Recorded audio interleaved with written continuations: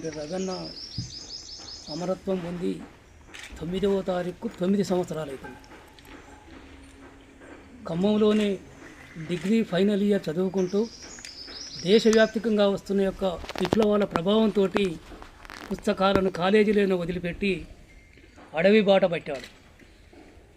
అర్ధశతాబ్ద కాలంలో ఎన్నడూ కూడా అడవిని వదిలిపెట్టలేదు, రహస్య జీవితాన్ని వదిలిపెట్టలేదు, ఆయుధాన్ని వదిలిపెట్టలేదు.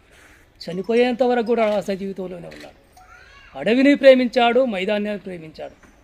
ఈ రెండింటినీ సమన్వయం చేసుకుంటూ ఉద్యమాలు నిర్మించాడు. అందుకని రగన్న 9 సంవత్సరాలు కాదు 900 సంవత్సరాలు అయినా కూడా ప్రజల గుండెల్లో స్థిరస్థాయిగానే మిగిలి ఉంటాడు.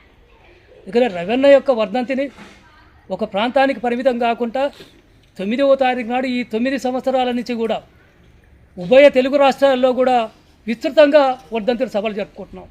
ఆ సందర్భంగా అతని యొక్క త్యాగాన్ని, ఏ లక్ష్యాన్ని పరిపూర్తి చేయడానికి తను విద్యార్థి దశ నుంచే విప్లవంలో అడుగుపెట్టాడో అది పరిపూర్తి అయ్యేంత వరకు పోరాడమే కామ్రేడ్ రవీణ్ణకి ఒక నిజమైన నివాళి అవుతుంది.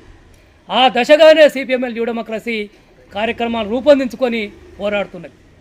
అందుకనే కామ్రేడ్ రవీణ్ణ యొక్క వర్ధంతిని జరుపుకునేది, తన ఆశయాలు ముందుకు తీసుకుపోయేది కూడా సిపిఎంఎల్ న్యూ డెమోక్రసీ తప్ప మరొకటి కాదు.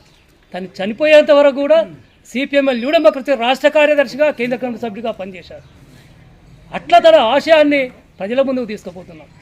ఈ సందర్భంగానే రేపు 11వ తారీఖు నాడు జరిగే యొక్క సభకు కూడా కేంద్ర కమిటీ సభ్యులు కామ్రేడు ఎస్వి గారు, పిపి గారు, మదన్న, గౌనయ్యన్న, దాదాపుగా కేంద్ర రాష్ట్ర నాయకత్వం కూడా ఈ సభకు హాజరవుతున్నారు.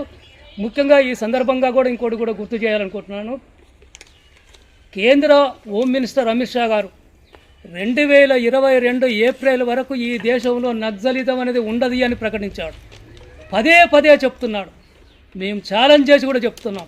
2026 కాదా 3026 కానీ ఈ దేశంలో నక్సలిజాన్ని రూపుమాపలేవు అని మేము చెప్పదలుచుకున్నాం.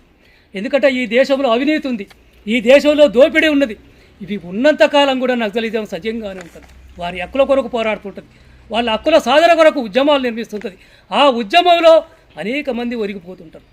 నాటి ఎమర్జెన్సీ చీకటి రోజుల్లో 75 నుంచి 76లో జరిగిన ఎమర్జెన్సీ చీకటి రోజుల్లో కూడా మెరికల్ లాంటి పోరాట యోధులు అనేక మంది కోల్పోయారు. అది ఆ విప్లవం.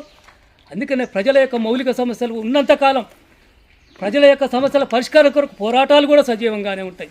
అందుకనే రవణ ఈ ఉద్యమంలో మాకు ఒక టార్చ్ లైట్ లెక్క దారి చూపిస్తుంటాడు. ఈ ఉద్యమంలో మేము ముందు పోతుంటే మాకు ఒక దారి చూపించే వేగు చుక్క లెక్క పనిచేస్తుంటాడు.